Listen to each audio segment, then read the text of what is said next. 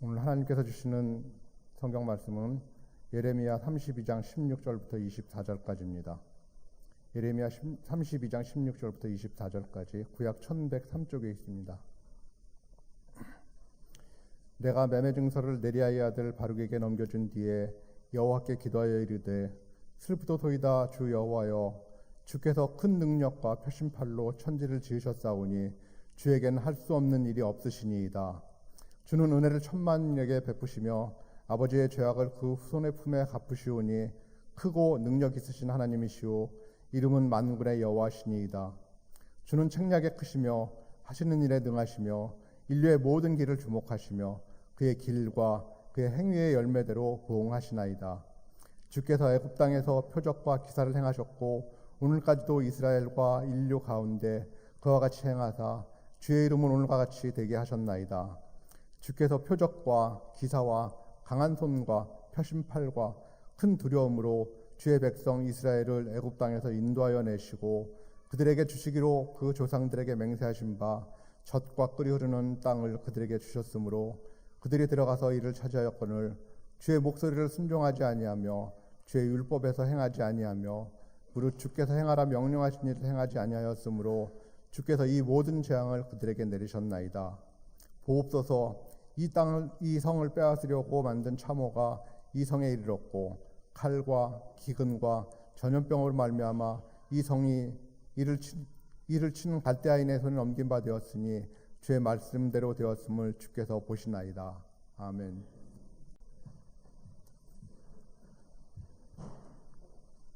네, 안녕하세요. 네, 반갑습니다. 우리 평양 남노회에 속한 우리 여러 교회 남성교 회원들 이렇게 함께 예배드리게 되어서 감사하고 반갑습니다.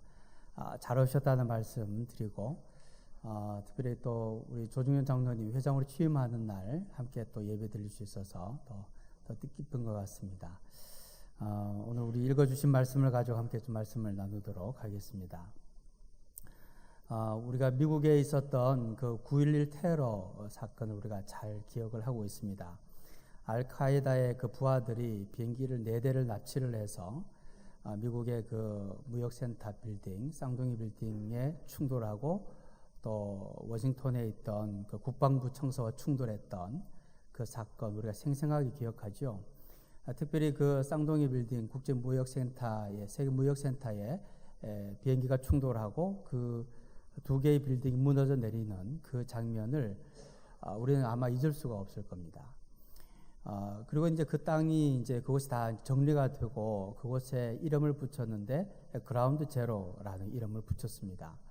원래 이 그라운드 제로라는 말은 그 핵폭탄이 터진 곳, 그러니까 일본에서 히로시마와 나가사키에 핵폭탄이 터지고 나서 그 땅을 이제 그라운드 제로라고 불렀거든요.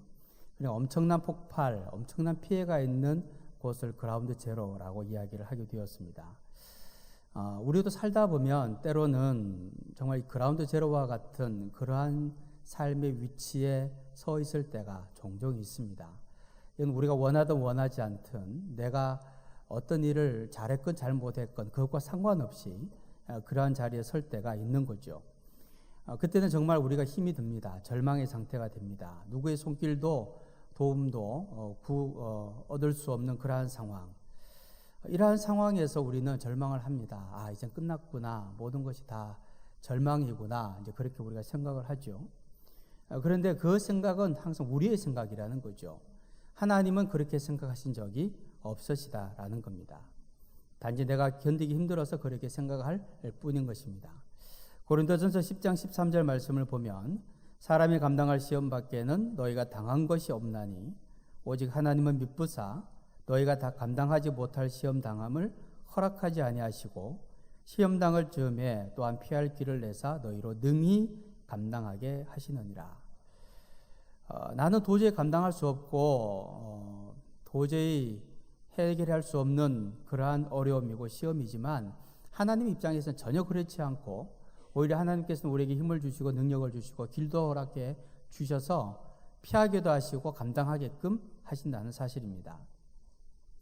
우리가 잘 아는 이야기가 하나가 있는데 아버지와 아들이 있었는데 아버지가 아들에게 마당에 있는 큰 돌을 옮기라고 부탁을 했습니다. 그러니까 이 아들이 이제 하겠다고 하고는 그 돌을 옮기는데 아무리 해도 안 되는 거예요. 아버지 너 최선을 다해라. 그렇게 요청을 하는데 아무리 최선을 다해도 돌을 옮길 수가 없는 거죠. 그래서 아버지에게 아버지 도저히 못 옮기겠습니다. 아버지가 말합니다. 너 최선을 다했냐? 아빠 정말 최선을 다했는데 못 옮기겠습니다. 아니야, 넌 최선을 다하지 않았어. 네가 마지막까지 할 수 있었던 최선은 아버지 나에게 도움을 요청하는 것이었어.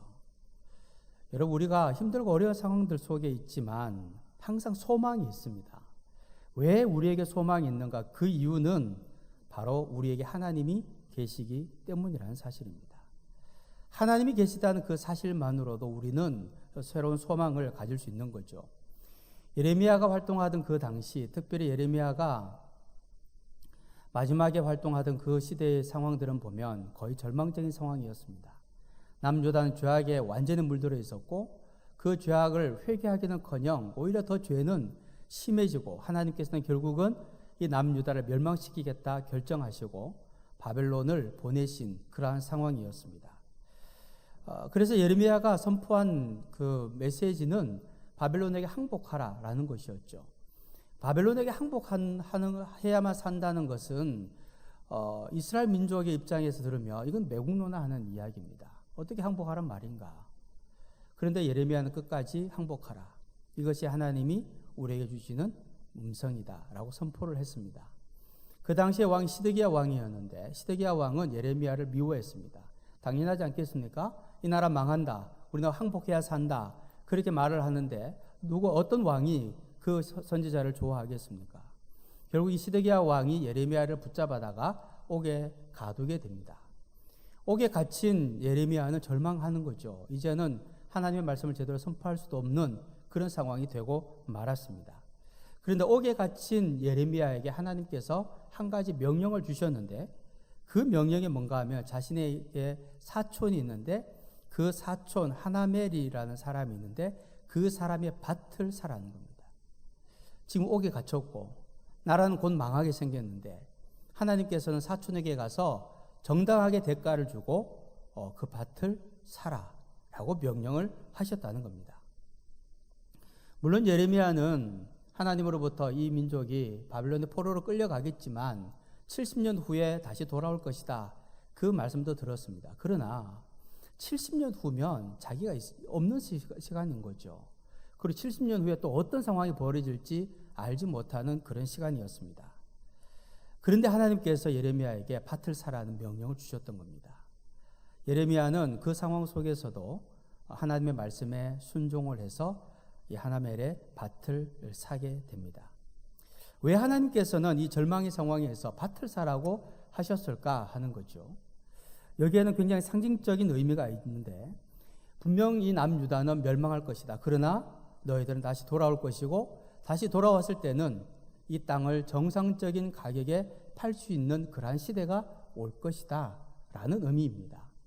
지금은 나라가 망하기 직전에 있기 때문에 땅값도 엉망이 되고 모든 거래가 다 중지되고 그런 상황이지만 반드시 하나님은 이스라엘 백성들을 다시 돌아오게 하실 것이고 모든 땅의 거래들이 정상적으로 되는 그 시대를 바라보면서 하나님은 예레미야에게 땅을 사라고 명령을 하셨던 거죠.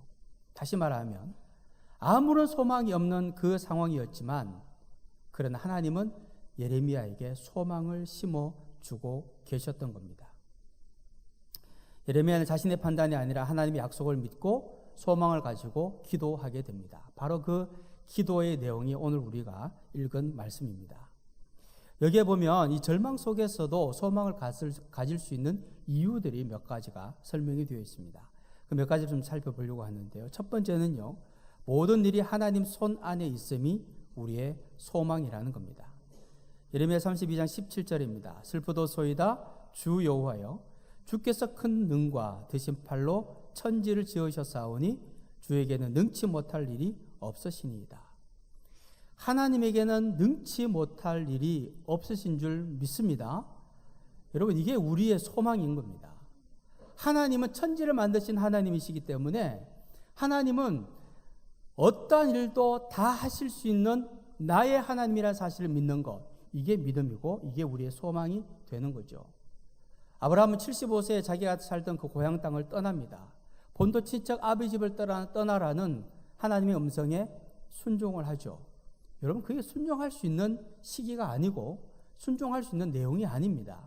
그럼에도 왜 순종할 수 있었는가? 어떻게 순종할 수 있었는가? 하나님께서 천지 만물을 창조하시고 모든 일이 하나님의 손에 있음을 아브라함이 알았기 때문입니다. 요셉이 고난을 받고 어려움을 당해서 애굽으로 팔려가서 종살이를 하고 있었지만 그럼에도 불구하고 그가 다른 사람들을 불평하거나 원망하지 않았던 이유는 모든 자신의 인생도 하나님의 손 안에 있음을 믿었기 때문이라는 거죠. 다윗이 골리앗 앞으로 나가서 그 물맷돌을 던질 수 있었던 이유가 뭘까? 전쟁은 하나님의 손에 있다. 틀림없이 이 전쟁은 하나님의 손에 있는 것이기 때문에 사람이 좌우할 수 있는 것이 아니기 때문에 믿음으로 물맷돌 5개를 들고 나갈 수 있었던 것입니다. 다니엘의 세 친구 사드락과 메삭과 아벳느고도 느부갓네살 왕이 만든 그 금신상에 절하라 하는 명령을 거부합니다. 그리고는 풀무불에 던져지게 되죠.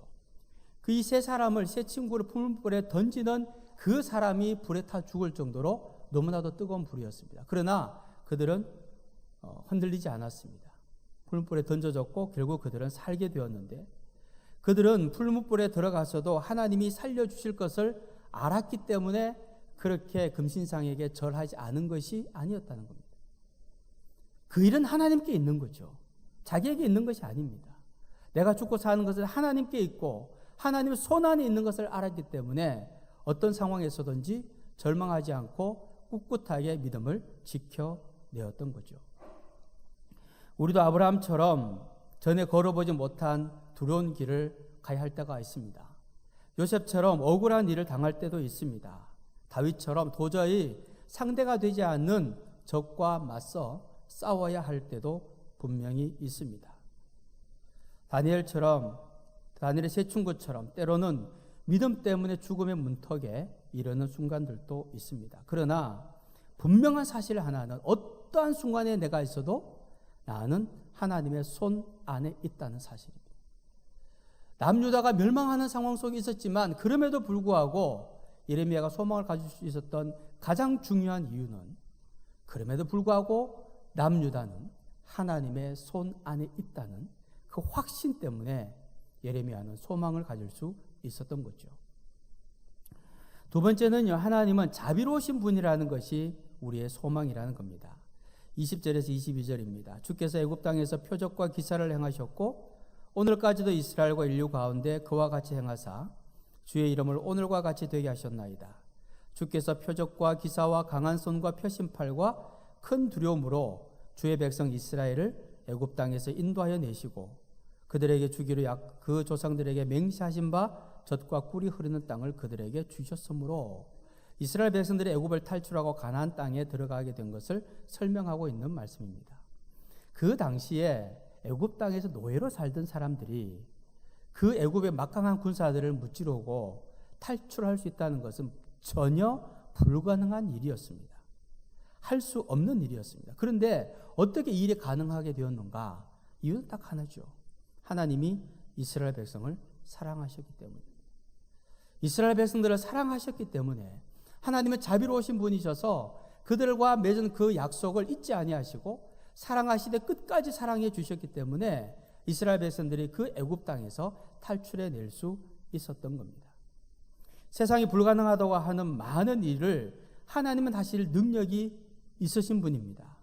세상이 불가능하다고 하는 일을 하나님은 나 하나를 위해서 하실 수 있는 분이 바로 우리 하나님이시라는 사실입니다. 왜 그렇게 하실까요? 왜 이런 일을 하실까요? 그 이유는 하나님께서 우리를 사랑하시기 때문입니다. 다른 이유가 없습니다. 왜 하나님께서 우리에게 독생자 예수 그리스도를 보내주셨을까? 그 이유가 뭘까요?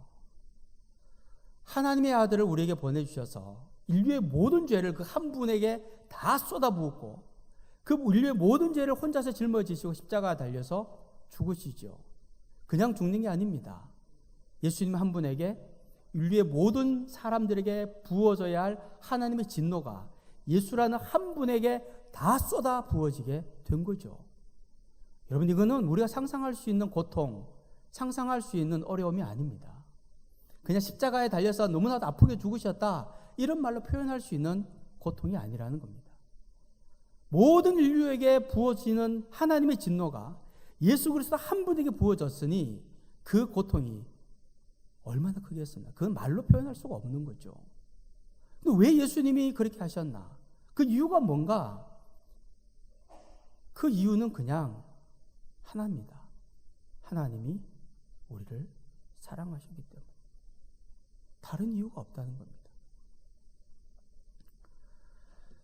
로버트 하크니스가 쓴 곡이 있죠. 왜 날 사랑하나라는 찬양입니다. 우리가 잘 아는 찬양인데, 사랑이 구주를 죽게 했네, 왜 날 사랑하나, 겸손히 십자가 지시었네, 왜 날 사랑하나, 왜 날 사랑하나, 왜 날 사랑하나, 왜 주님 갈보리 가야 했나, 왜 날 사랑하나.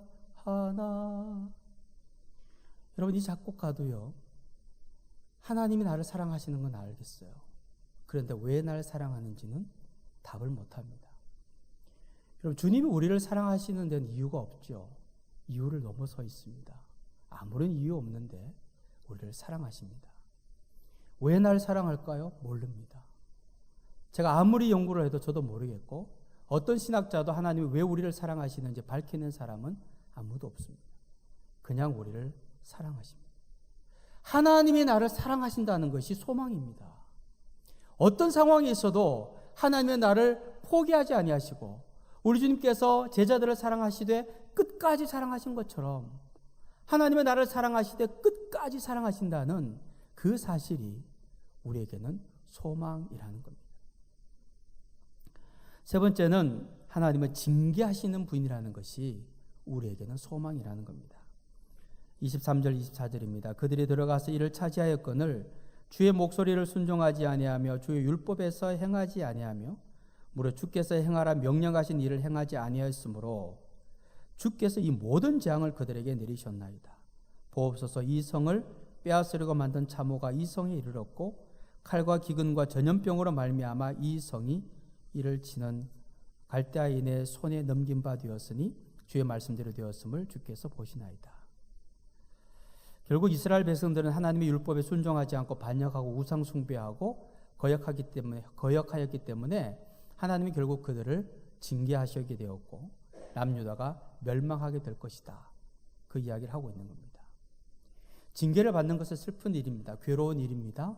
그러나 100% 슬프고 괴롭기만 한 일은 아니라는 겁니다. 왜냐하면 하나님께서 나를 징계하신다는 그 사실은 또 다른 하나의 소망이기 때문입니다. 여러분, 우리가 부모가 되어서 자녀들을 징계할 때가 있죠. 그래도 자녀를 징계할 때는 이유가 있습니다. 왜 징계하십니까? 사랑하기 때문에 징계합니다. 그런데 자녀들에게 징계조차도 하지 않고 잔소리조차도 하지 않을 때가 있습니다. 어떤 때입니까? 이제는 넌 내 자식이 아니야. 자녀를 포기하면 잔소리도 하지 않습니다. 징계는 물론이고요. 하나님께서 우리에게 때로는 어려움을 주시고 형벌도 주시고 징계하신다는 그 사실은 아직도 하나님이 나를 사랑하신다는 증거입니다.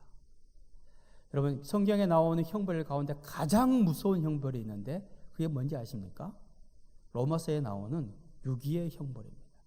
하나님이 죄악 가운데 우리가 살도록 내버려 두시는 것.